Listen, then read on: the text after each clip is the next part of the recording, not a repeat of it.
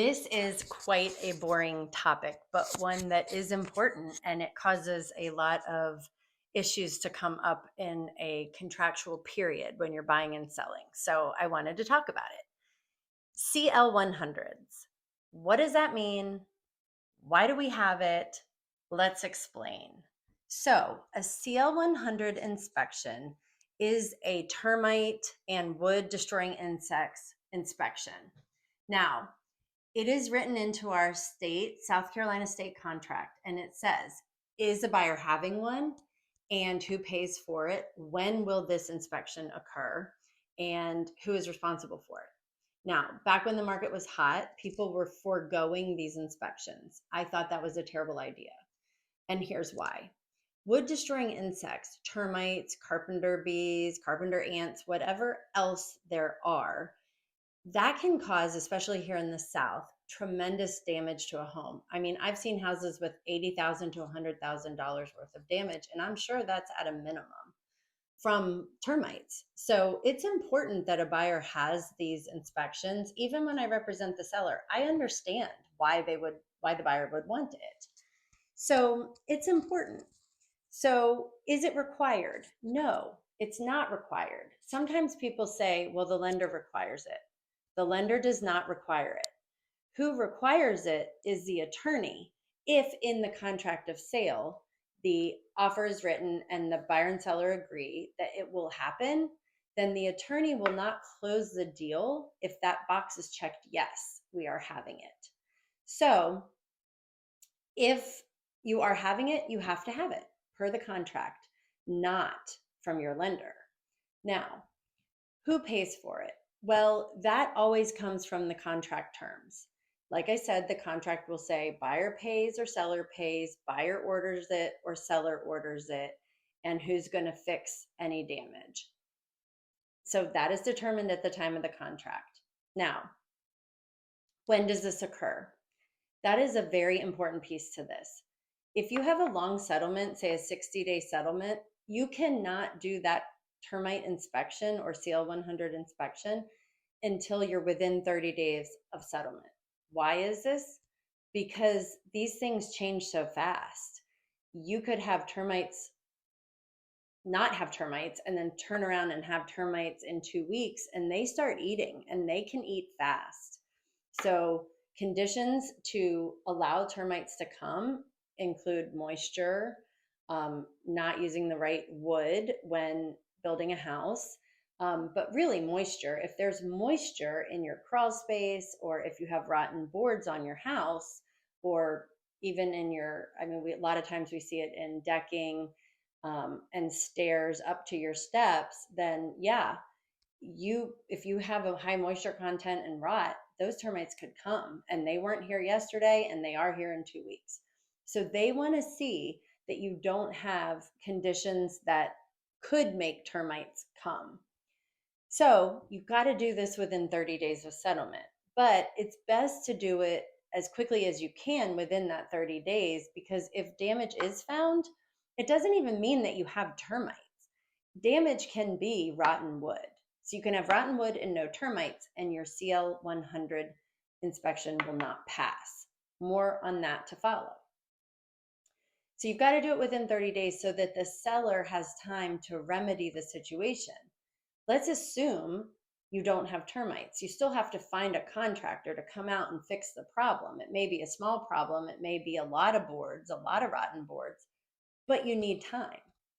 It could be a bigger problem where they actually find termite tunnels. That's not so bad, because sometimes there were termite tunnels and the termites are gone because of treatment in the past.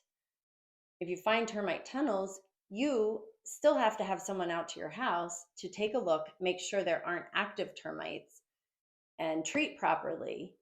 And then that's easy. Now, what does occur sometimes, unfortunately, is that you have this inspection and there are live termites. If there are live termites, it takes time to clear this problem. And what that entails is the pest company will come out and treat for termites. They'll spray, they'll give it 30 days for those termites to die. And after the termites die, they come back, recheck, and then they replace any boards that were rotten, eaten, etc. Now, if that damage is not just a post or a pillar on your deck or your stairs, then they've got to get a structural engineer out to certify that there's nothing wrong with your house. And it seems like a big to-do, and it is, but it's important that a buyer sees what's going on and knows that their house is fine and moves forward with settlement, and that you as a seller take care of the problem and pass the home off in a great condition so that the buyer doesn't come after you and down the road and say, well, you knew that this was a problem and you didn't take care of it. So it's all very, very important. Now, that is why you want to get it done as soon as possible within the 30-day period. Now, here's some of the other questions that come along with that. Let's say the seller says, I have a termite bond. I don't need a CL-100 inspection done. That's not true, unfortunately. Now, it should give you more peace of mind, but the one thing I see is that a seller could have their termite bond renewed, let's say a month before they go on the market. We think everything's going to be fine with the CL-100 inspection, and then the pest company comes out and says, nope, you have rotten boards, so they failed the CL-100. It is so frustrating. However, if that happens and it's just rotten boards, that's the easy part. Just get a contractor out, they do the work, certify that the CL-100 is now clear, and you move on to settlement. The other question that comes up a lot is, I was just under contract and my first buyer fell out of contract and they did the CL-100. Do I have to have another inspection done on my house, even though the other buyer just did it? Yes.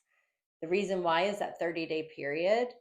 Chances of you going under contract and the settlement dates lining up are slim. So that new buyer is going to do that inspection a second time. Could a different termite company come in and find something different?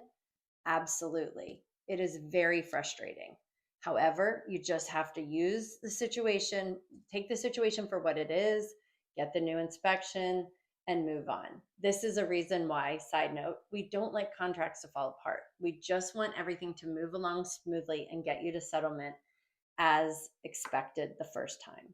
So yes, just to recap, if you have a termite bond, you still will need a termite inspection, and this goes for buyers or sellers. If you're the buyer, you still want to do the termite inspection.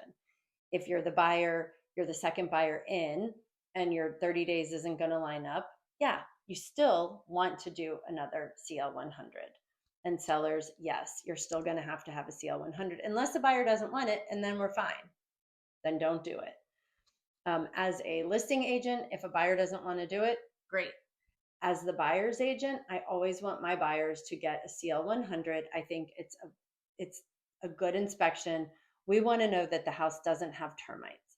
I'm not as worried about rotten wood for my clients. I am worried about termites. Now, if there's rotten wood, we do want that fixed, or the buyer should get it fixed themselves, because you don't want termites to come to the house. So anyway, I feel the same way about CL-100s, whether I represent the buyer or the seller. I've talked about what happens if it fails, but what constitutes on the actual inspection itself failing? Well, there is an actual line on the report that says damage. And it says, and I quote, at the time of inspection, was there any damage to, and it names different things. If that box is checked yes, then the CL-100 fails. Does it mean you have termites? No. So that is something that you need to understand going into this. Failing isn't horrible. Failing just means we have to fix it. I will say CL-100s are very frustrating for me, because a seller can get their termite inspection done and get their bond renewed prior to listing their house. And 3 weeks later, a CL-100 inspection can be done and it fails. And that is more than frustrating. I think it's ridiculous. I think that if you're going to have a termite inspection to get your bond, if that thing is passed at that time then it should be fine. That termite company should say, no, we can't do your bond unless you fix this rotten wood because you could get termites, but they don't say that. So keep that in mind. It can be very frustrating as a seller. It's happened to me multiple times this year as a listing agent. And I really feel for my seller clients when that happens because they think they're in the clear and they're not. And I feel like it just makes me come and look like the bad guy. I just hate it for them. They think they have peace of mind and they don't. But failing is just not the end of the world unless you have termites. So let your agent and you work it through. I guess the only other thing to mention to you is that if you're under contract, you have in the contract of sale that you are going to do a CL-100. And if for some reason the buyer decides during that contract period they don't want to do it, we can still strike it from the contract. Everyone initials off on it, and then the attorney doesn't care about it at settlement. Mortgage company doesn't care because they don't even get your contract. Everybody moves forward. So that is the only way a contract that had a CL-100 in it as a requirement can come out. Both parties have to agree to strike it. If you have any more questions about CL-100s, inspections in general, or the contract of sale, please reach out to me. I am happy to give you this information. It is important to have good representation and understand why we're doing what we're doing and understand what each inspection means within the contract. Very, very boring topic, but really important, and it can cost you a bundle if you're not sure what's going on with the house you're buying or the house you currently have. Thanks so much for listening.